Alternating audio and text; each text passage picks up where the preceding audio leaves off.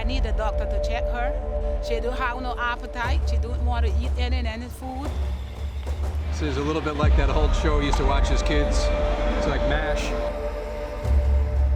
There's a macho thing about keeping the testicles of a male dog because it's like, oh, my dog's big and macho, so therefore I am. Welcome to flight 1434, going to Roatan.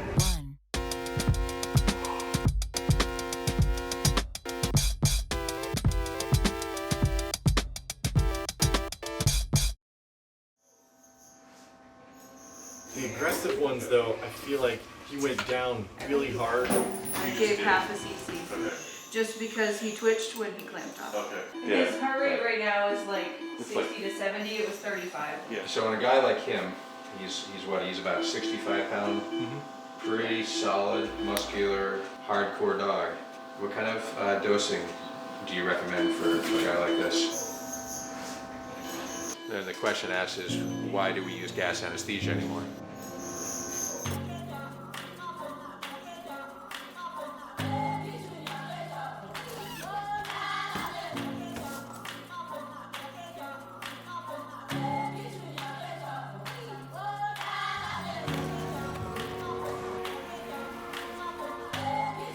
This is our moment. This is our first time down here doing surgery in this manner with just injectable anesthetics. I really don't think we'll have any problems.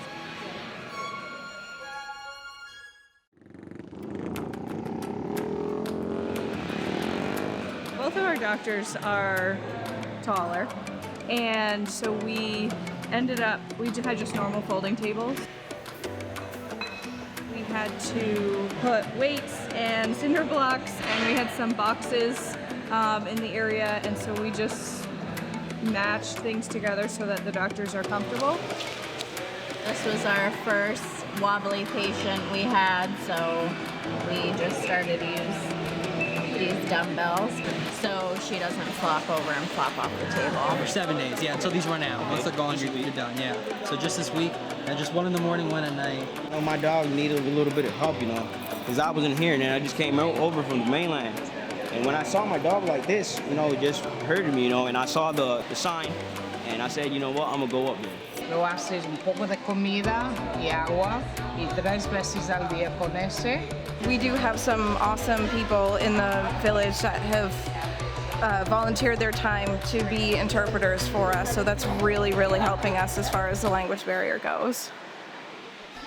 So this dog we're going to spay today. However, she was hit by a motorcycle in this rear leg, and she's not walking on it. We can give it some, anti-inflammatory medication to help with the pain, but we're not going to be able to fix it. We're surrounded by gym equipment. We've got little kids playing on the gym equipment. Amazingly odd with the sheer number of spectators that are here. I mean, it's like the entire community has shown up for this event. So everybody's here watching, just hanging around at the surgical tables, watching us do surgery. It's ticks all over him. He's got ticks here. He's got live ones crawling. All these little brown spots. Been sucking on him for a while.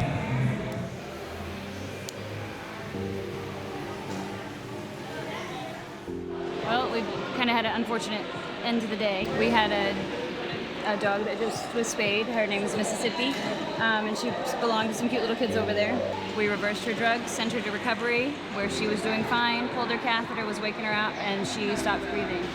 And we noticed right away and brought her back to the table and did everything that we could to bring her back, and it didn't work out.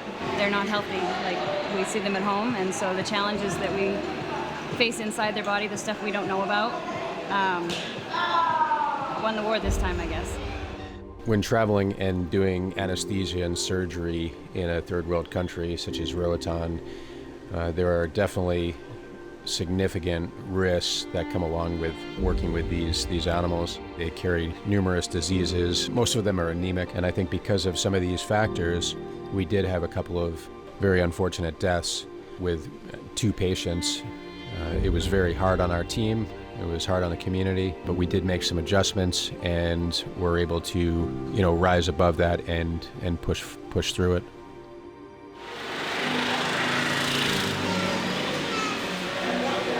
They keep multiplying. The ones that are sick just kind of wander the streets. The owners can't afford food. You know, a lot of this is, you know, in future has got to be education, but for now, we're just trying to get as many to come round to the idea of spaying their dogs. So we've got cultural issues to deal with as well. Roatan was an undiscovered jewel of the Caribbean. Some people still refer to it as undiscovered, but with all of the tourism happening, and it's not so undiscovered anymore. So before that, the island people in general were like fishermen, simple people, simple way of life. Now, with the boom of the tourism industry and the population exploding so much over the past couple of years, the fishermen are finding it hard to continue living as just fishermen because there's been overfishing, number one, and now there's other industries opening, right? So you have people who snorkel for a living, you have dive masters, you have people who do commercial and sport fishing. So now the local islander who was used to going out 5 in the morning to catch his fish and be back home by lunch, it's not easy for him to continue that way of life. You got like at least about 45, 50 water taxi, but some of them runs the locals. Like some bring the kids down here. We got a big college here in Jonesville. Most of the people work in the processing plant. There when the big boat brings in the shrimp and thing, the ladies and the men work in the processing plant. So that's the main income in Oak Ridge, plus the tourism. That we get little tourism from the west. See you in a little bit, okay? Yeah. All right. Like before, it used to be the first commercial thing that you can do over here, fishing, so you can survive off of it. But not any longer. It's tourism now. That's why I'm preparing myself. Maybe in the future I can open up a dive shop and I can hire somebody else, you know, so I can work as well. Somebody from the community, or a local guy. It's a lot better than yesterday. There's a lot less people around, which is nice. The stress level in here is way down.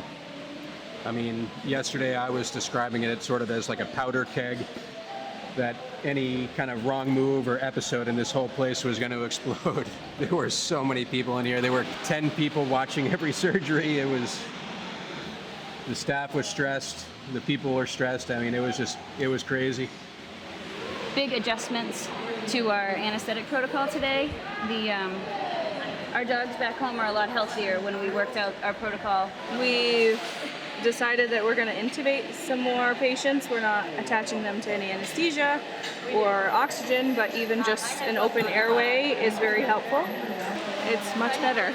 I think we may have a little bit of like appetite stimulant we could give out just to help her eat a little bit more. Que si quieres te puedes apuntar de nuevo y que un médico la revise. Today we're assigning people numbers as they check in, as opposed to just having a mass of people kind of crowd us, which made it really hard with the language barrier. We've done some crowd control and we've kind of moved all the spectators right out of the surgical field, which has decreased a lot of the chaos. I think everybody's happy overall as a team, and the sun's shining and people keep coming in, so. Yeah, day 2, definitely a lot smoother than day 1. They gave me some flea medicine, you know. I think that the doctor got to see him, you know, he seems okay, so I was the first person out here, so, you know, I'm heading back already. It's well needed on the island because we like, you know, lots of resources over here, and I think this is definitely, you know, a good thing, you know, to the island, you know, for the community to try to keep up the dog population to a minimum, which is well needed over here. I've only ever done it in a hospital. This is my first time doing surgery in a garage for sure. This is a unique setup. Definitely concerned about the temperature today. This thing could turn into an oven. They brought us some lights today. I'm surprised to see those and excited to see those, so their headlamps won't be the only light for surgery. Yeah, the dog freaks out as soon as you put it on, rips it off, bites, bit the owner already. So just dog's scared. Seems to be a lot of dogs here right off the bat. So we've been dealing a little bit with some aggressive dogs as well. So it's a slightly more challenging situation today. It's an 8.5 pound dog for the dorm tour. Yeah. Because it'd be like Do like 0.11. 0.11, Yeah. okay. Right. Okay, Wilson, what's your next dog? Que lo saca él a dar una vuelta, se cae. Y se cae. But around like 7 o'clock at night, start to can't walk or. It's drastically warmer in here than it is outside at this moment.